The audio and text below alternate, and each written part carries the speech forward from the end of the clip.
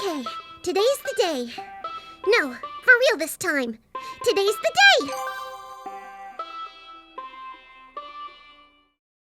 Oh, but everything is becoming increasingly expensive, and money is becoming tighter than ever before. I want to start making content, but I can't compete with everyone else and their expensive setups. Oh, maybe I should just give up. Whoa there! That type of mentality is a no-no when striving for your dreams. Rotten apple! Sup, Rotten? Having a creative outlet shouldn't be a luxury. It should be something anyone inspired enough should be able to do. Even you! Really? What's your setup like? Let's just not focus on the details. What is important is that you can make content with whatever tech you happen to have. Really? Yep. Do you have a MacBook? M4, and I'm not talking about the whip, baby. Headphones? Always? Wi-Fi? Yeah! Well, that's all you need, and I'll prove it to you. This video will be created using only the Mac's free native apps and features, which are already pre-installed on your computer. Ooh. Starting now. What? I never said it was gonna look perfect. Oh, I think I pulled something in my pit socket. Do avocados get sciatica? Try not to move so much. Just watch. Oh yeah, we're gonna get real meta with this one.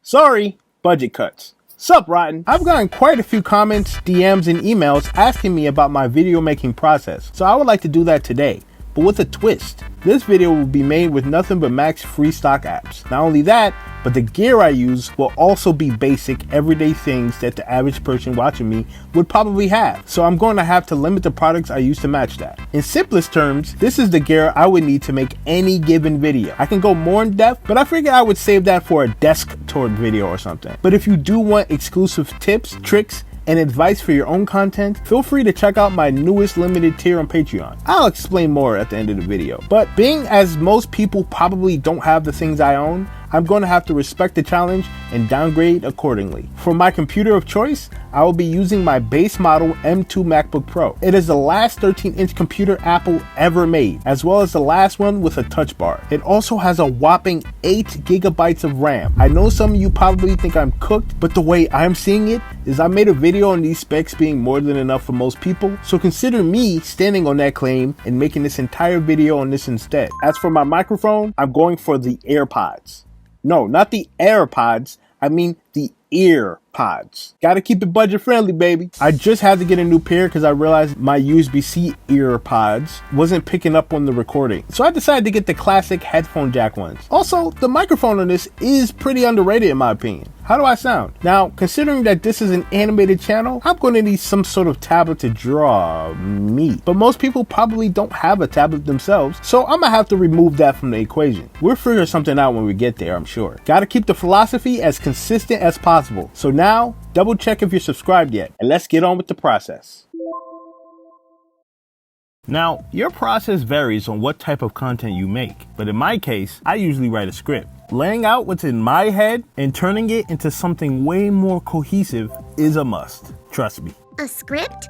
Does that mean I'm just saying what you're writing? Pretty much. Do I not have a soul of my own? My own thoughts? Feelings? I'm just joking, guys. I'm happy.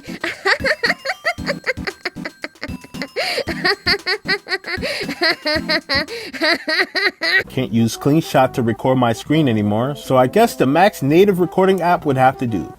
Brainstorming is the first step of my typical process, and honestly, there's no real concrete way I get ideas to make videos. It could be a topic that I feel a certain way about, that I would like to share, a current event, something that I want to feel like showing off, or a post that sparks something in my head. If it's something that I can talk about for an extended period that I feel like I can add genuine value towards by making it, then I'm more inclined to turn it into a video. I wouldn't want somebody watching my video and go, this could have been an email. You know, the idea for this very video I was sitting on for a while due to many people asking, but I only decided to make it when I found a way to challenge myself and provide some sort of possible value and entertainment to the viewer. So now that we have the idea, which is this video, it's time to get to writing. But wait, another roadblock. Because I want to be as loyal to the challenge as I possibly can, that means that I can't use my writing app of choice, Ulysses. That's a shame.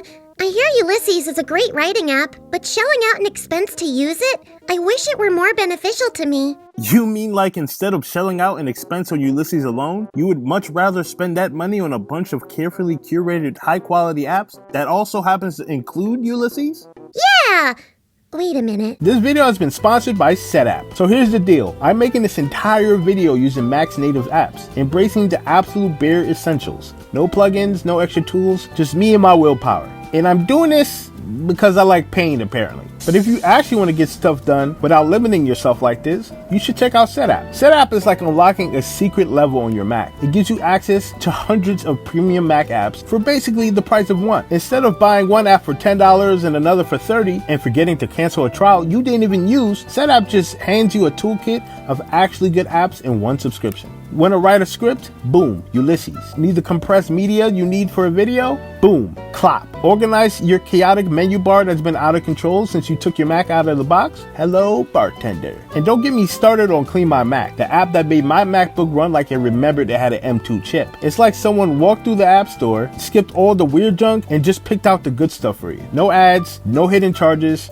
no stress. So if you want an app that complements and enhances your workflow and productivity, look no further than SetApp. And thanks again to SetApp for sponsoring this video. Now let's go back to watching me take on what could have been a lot better if I was using SetApp. Now I might not be using Ulysses, but thankfully though, Apple has several native apps built right into macOS. So I have quite a few to choose from. Notes, Pages, Text Edit, Stickies, and Freeform. They all have different features and use cases, but at their core, they can pick up what you're writing down. I think Pages makes the most sense here, since I'm writing a script, so I guess I'll use that. Even though I wish it supported Markdown, it's still a really solid app and one that I used religiously before I switched over. So with that out of the way, let's finally get to writing. Writing is usually the longest part of the process for me, as I usually find trouble properly articulating my jumbled mess of thoughts into legible words. I envy people who can just turn on a camera and talk, because ums and uhs be having me in a chokehold, let me tell you. With that being said, I do feel like I've definitely got it better since starting this channel. Practice makes perfect, I guess. Now that you're done combining words of your language into a unique order never quite done before, it is time to express those very words audibly and use some software to record them. Cool. Are you sure those earpods will be enough? Absolutely. The software I use to record my audio is called Audio Hijack, a unique app that allows me to attach nodes of what is needed to record my beautiful voice. This is the setup I use to record. The area I record at can get pretty noisy, being as New York City is right outside my window, so I use a few plugins to help with the background noise and cleanliness. However, I can't use my go-to recording software for this video, so I'm going to use voice memos to record my audio from my ear pods and use an honest and true classic method to help with the background noise: a blanket. That's right, the audio you've been hearing this entire video is just AirPods, a blanket, and voice memos. It doesn't sound too bad if I do say so myself. Naturally, you will be messing up a lot during this process. of talking, whether it's messing up the pronunciation of words, lacking a constant tone between takes, or just not flowing correctly when reading aloud. It can be frustrating, but be sure to take your time with it and have fun. You can always edit out the mistakes later. I typically talk on this channel in a more upbeat, kind of sarcastic tone, as I feel like it's what captures what I'm going for best. And I almost always go off script when reading at points, as reading your stuff out loud can sound different than intended. I also almost always throw in details I may have missed and some extra jokes I think of along the way to help keep the video entertaining. Now is my personal favorite part of the process, the video editing. Oh boy, this is my least favorite part. It takes too long. That could be true, but once you start getting the hang of it, you'll naturally learn better ways to optimize the process. Thankfully, there's a ton of help you can find online for these things. Oh, does that mean you're going to look up help with this part? Not if I can help it. Okay. Wait, What? I'll do you one better. I just so happen to know a specialist when it comes to video editing. Let's see if he picks up. We go way back. Hello? Hey Dylan, it's me. Oh, sup, Rotten? Why do you look like that? Also, how did you get my number? This is just a bit that we do. He's just playing around. Details. Look, so I'm wondering if you can lend a hand with this Mac editing software. Oh, dude, absolutely not a problem. I love teaching Final Cut Pro. It's the thing I do probably 24/7. So, I mean, that's why I'm called the Final Cut Bro. Oh no, it's with iMovie actually.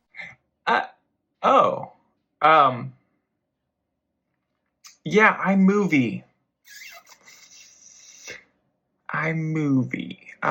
Yeah, I know you're the Final Cut Bro and all, but the skills gotta be transferable. Like iMovie and Final Cut Pro are basically the same software, right? Hello? Hello? Hello? Okay, so to use iMovie, you're gonna need... What is happening? Can you not hear me? I can't hear. You look and sound perfectly. Thank you for reaching out. This has been a pre-recorded message. Are you trying to be a bot now? I know you're real. Yeah. What can I say? AI, it's getting crazy. So, bye. I hope this isn't foreshadowing of my problems that come with this software. Now is my personal favorite part of the process, the video editing. Probably the biggest blow to this operation is the fact that I'm not using my editing software of choice, Final Cut Pro. As you can see, the process of me using it stops right at the snap in the intro. Though it is software that Apple makes, it does not come with your Mac by default. It is a separate $299 fee. However, a fun fact, if you are going to pay for Final Cut Pro, I do not recommend this method. What you should do instead is get the college bundle, which is not only cheaper, being $199, but it also comes with a bundle of other paid Apple apps, all included. More bang for even less of your buck. And remember, we're not striving for perfection here. Perfection is the enemy of progress. And if you want to make YouTube videos, you should do so consistently. What we want is a video that is good enough to put out. Because as you progress and make more and more videos, you're going to get better than this anyway. But for now, let's have fun with it. Anyway, Apple does have a default native video editing software called iMovie. While it's considered a beginner-friendly training wheel software, I actually never used it when I first started editing. Instead, I jumped straight to Final Cut Pro. So this will be my first time using iMovie ever. It should be pretty straightforward, right? If it's supposed to be Final Cut Pro for beginners, then it should follow Final Cut Pro's philosophy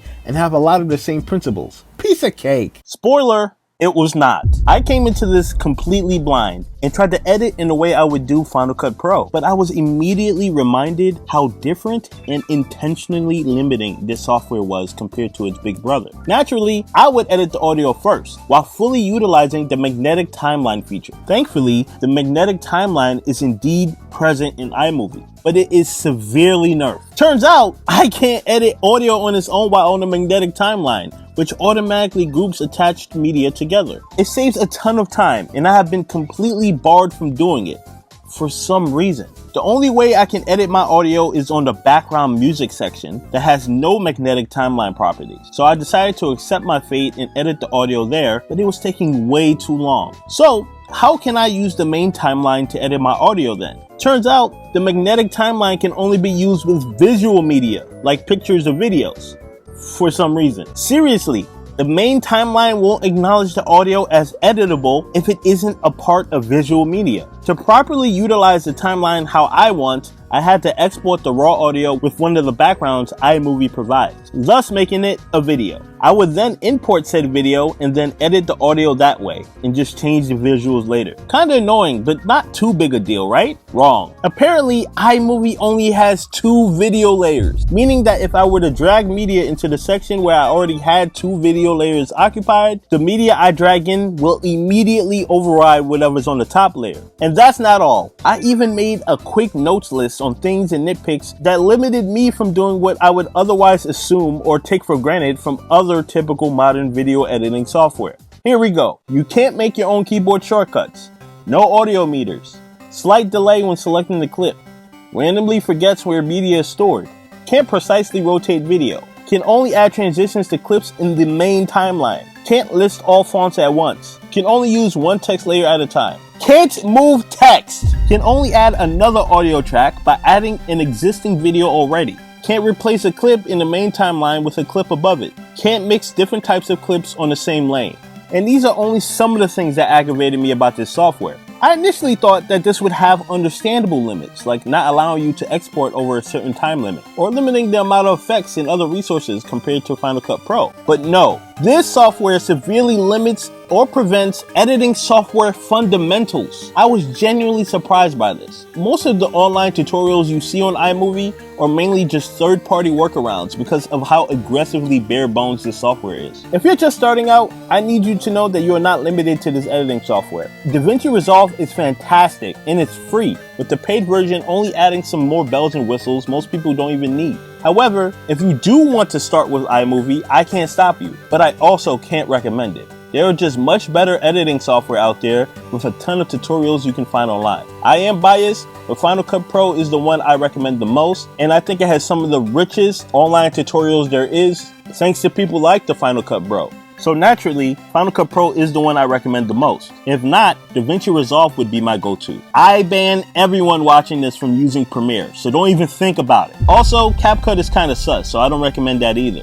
However, this video is about working with what you have. And once I got the hang of iMovie and its drawbacks, I was able to make real progress with it with some workarounds, including making separate projects for certain sections, just so I can have an extra video layer. So with the audio, I personally am a fan of music and sound effects, as I feel it makes the video way more engaging. Using music and sound effects for certain cues, tone shifts, and branding could really make your video stand out and make them memorable. It's also important to make sure your audio is leveled accordingly. However, since there are no audio levels I can monitor in this software, I am sort of shooting in the dark. So I apologize if I did make you suffer up until this point. I usually get my music and sound effects from YouTube, as I mainly use music from video games. But if you want your stuff to sound a little more professional, there's sites like Envato Elements, etc., where you can pay to have access to their vast libraries. I'll link it below if you're curious. In terms of visuals, I have a macOS-like aesthetic in my typical videos, but I decided to veer away from that for this video, considering how limited this software is. But I do think it's crucial for you to have a certain quirk or element that you add to your videos to help you stand out and get people's interest. It's also important for that element to be unique and not a direct copy of what someone else is doing. You want to stand out,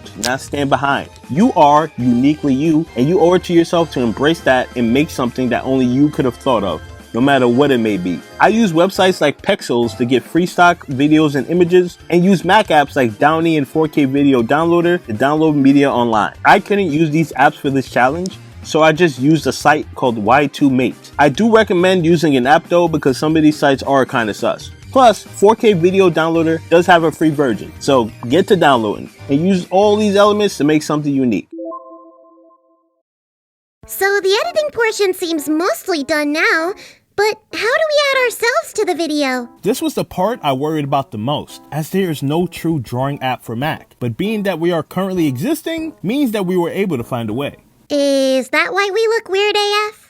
Let's focus on the positive. So a Rotten Apple video wouldn't be a Rotten Apple video without Rotten Apple. So naturally, we're gonna have to find a way to put him in it. The usual process I'd have is to draw Rotten Apple in different poses and expressions in 2Boom Harmony, and have the looped animated drawings exported as MOV files, so the animated clips can be an alpha channel, which basically means that they can be used with a transparent background. I then add said videos to my Photos app, where they could be stored and read within Final Cut Pro, and then drag the poses accordingly. It's a sweet little system I had going. With all of that out of the window, I have to find a way to draw, despite the Mac not having a single drawing app. Well, there is Freeform, one of Apple's newer apps. When first announced, I thought it was finally going to introduce the Mac to a native drawing app. However, what we can do with it is draw shapes. All of the characters made on this channel are hand drawn, but they are inherently simple designs in nature, so recreating them in shapes may not be too difficult. Though the looping animation would have to be a luxury worth sacrificing due to constraints. Rotten Apple's interactions with Rotten Avocado I would want in between sections since they're fun and engaging. So that means making different expressions for them both and applying accordingly, as well as inputting Rotten Apple wherever else I see fit.